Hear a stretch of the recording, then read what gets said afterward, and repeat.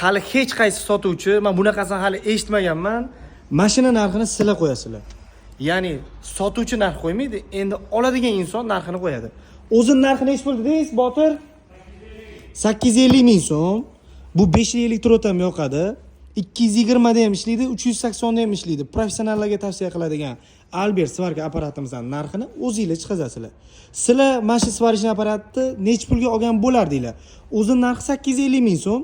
Siz narxini pastda yozib qoldiring. Ertaga misol uchun eng ma'qul variantni biz ko'rib chiqamiz va o'sha sizlar aytgan narxga aksiyaga tushirib qo'yishga harakat qilamiz. Endi insof bilan yozasizlar, faqat o'zining narxi 850 ming bo'ladigan bo'lsa, sizlar aytgan eng ko'p narx qaysi bo'ladigan bo'lsa, o'sha narxni biz ertaga soat 12:00 gacha aniqlab buni aksiyaga qo'yamiz.